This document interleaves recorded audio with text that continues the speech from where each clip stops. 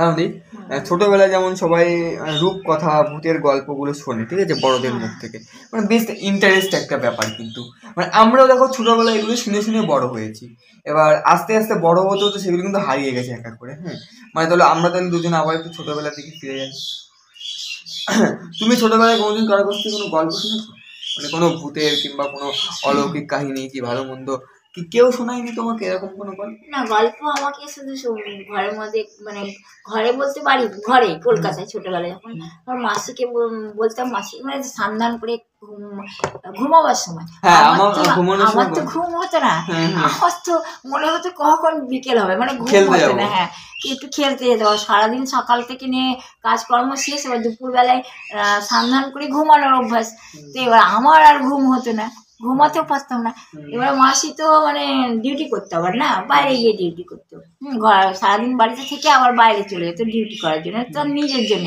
এটা মেসো বলতো না যে যাও ডিউটিতে বা করতে হবে, কারণ তাতে মেসোর সেই মাইনাতে চলতো না বা কি ছিল তারা দুজন জানতো, আমি জানি না।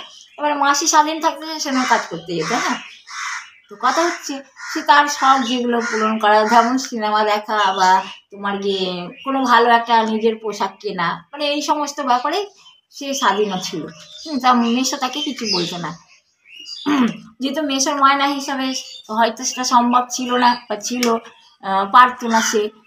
এবারে কী হয়েছে, তো দুপুরবেলা ভাত খাওয়া দাওয়ার পরে আর কি ঘুমাতো সব। ঘুমাবার পরে আমি মাসিকে বলতাম, মাসি একটা গল্প বলো না মাসি। শুয়ে আমি মাসি ভাই আর মেসো খাটে শুতো, আর আমি আর মাসি নিচে শুতাম মাদুর বিছে। হ্যাঁ, তো কি হতো, মাসি এমনি মাদুরও বিছাতো না, কোনো বিছানা শুতো না, শুধু এই সিমেন্টে শুতো। আর সিমেন্টে শুতো মানে কি, গরমের সময় বেশিরভাগ গরম লাগতো তো। হ্যাঁ, তো সিমেন্টে শুতো। তারপরে কি হয়েছে, মাসিকে বলতো মাসি একটা গল্প বলো না, কেন আমাকে তো সিনেমা ফিনেমা এইসব দেখতে দিত না সহজে, বা কোনো পিকচার আমি যেতে পারতাম না। মাসিকে বলতাম, মাসি যদি বা কথার কাজ মানে আগে করাতো, মানে কিরম দাঁড়াতো বাসের মাছ জল ভর নিয়ে যা, জল নেই, এটা মানে বিভিন্ন রকম কাজ করাতো, একটা করে কথা। মাসি আমাকে গল্প শোনা হয়তো, আমাকে সিনেমা দেখাবো, ওই যে একটা আশা দিত, হ্যাঁ হ্যাঁ হ্যাঁ। আর সেই মানে তার তালেই নেচে নেচে কাজগুলো করতাম, মনে করতাম হ্যাঁ এই কাজটা করলে মাসি আমাকে সিনেমা দেখাবে বা এটা দেবে কিনে, বাট এরকম একটা ধারণা থাকতো বেশিরভাগ ওই পিকচার দেখানোর জন্য। তারপরে ছোটবেলায় না ইচ্ছা তো ওরকম থাকে না। এবারে মাসি কি করতো, আমার একটা গল্প শোনাতো, ভাই মেসো খাটে ঘুমাতো। হ্যাঁ, আর মাসি আমাকে গল্প শোনাতো। মাসি সেই গল্প শুনে অনেক সময় কি বুক ফেটে কান্না পেতো গল্প শুনে। একটা গল্প শোনাও আমাদের ওরকম। আমার মনে নেই, শুধু মনে আছে গল্প, মানে মাসি কি করতো না, নিজের পিকচার দেখতে যেত, ওই জন্য তো কাজ করতো না মাসি নিজের জন্য। আর পিকচারটা দেখে আসলে পরে বলতো, মাসি তুমি যে পিকচারটা দেখলে গল্পটা একটু শোনাও না। আমাকে তো নিয়ে সবসময় নিয়ে যেত না, কখনো সখনো। পিকচার কাদের সঙ্গে দেখতে যেত? মাসি জানে, তার বন্ধু বান্ধব ছিল, মানে তার বান্ধবী বা বন্ধু, সে জানে। হ্যাঁ, তখন আমি ছোটবেলায় তো আমার যত বড় হয় তখন আমারও তো ইচ্ছা করে আমি দেখি, পিকচার দেখি বা ভালো কোনো একটা জিনিস পড়ি।